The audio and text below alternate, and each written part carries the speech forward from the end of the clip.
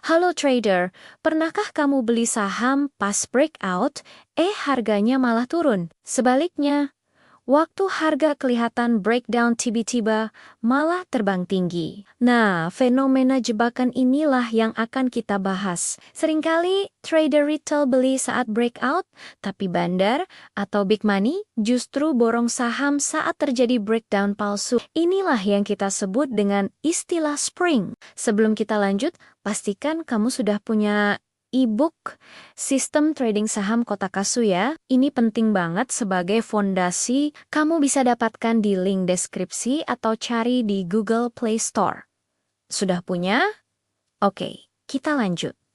Jadi, apa itu spring? Menurut metode Wyckoff dan juga sistem Kotakasu, spring adalah sebuah breakdown palsu yang sering terjadi di akhir fase akumulasi. Bayangkan sebuah per yang ditekan ke bawah lalu tiba-tiba melenting ke atas. Itulah analogi sederhananya. Harga sengaja ditekan turun di bawah level support penting. Tujuannya untuk menjebak para trader yang panik dan melakukan cut loss sekaligus memancing para short seller untuk masuk. Kenapa spring ini munculnya di fase akumulasi? Karena di fase inilah para smart money atau bandar sedang mengumpulkan barang.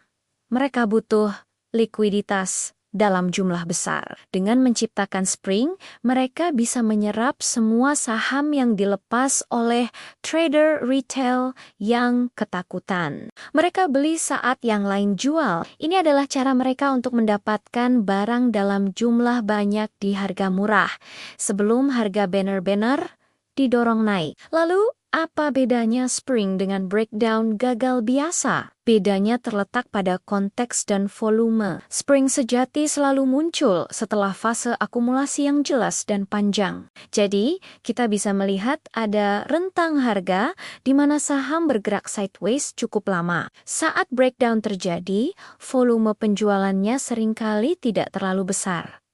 Atau, kalaupun besar, harga akan dengan cepat berbalik arah ke atas dengan volume pembelian yang kuat. Ini menunjukkan bahwa tekanan jual itu palsu dan ada kekuatan beli besar yang menyerapnya. Secara visual di chart, ciri-ciri spring itu cukup khas. Kamu akan melihat harga menembus ke bawah sebuah area support yang sudah teruji berkali-kali. Tapi penembusan ini tidak berlangsung lama. Dalam beberapa candle berikutnya, bahkan seringkali dalam satu candle yang sama, harga akan kembali masuk ke dalam rentang trading range sebelumnya. Ini seperti sebuah jebakan Batman yang sangat cepat. Kesalahan paling umum yang dilakukan trader adalah terlalu cepat beli saat melihat harga mulai naik dari bawah support. Ingat, tidak semua breakdown yang berbalik arah itu adalah spring. Kita harus lihat konteksnya.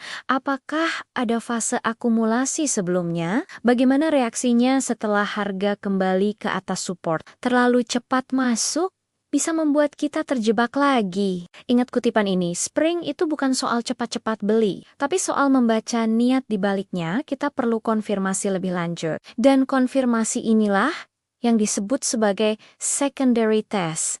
Ini adalah ujian terakhir sebelum harga benar-benar siap untuk terbang. Nah, pembahasan lengkap mengenai secondary test akan kita kupas tuntas di video berikutnya. Jadi, pastikan kamu sudah subscribe dan nyalakan loncengnya agar tidak ketinggalan. Terima kasih sudah menonton, sampai jumpa di video selanjutnya.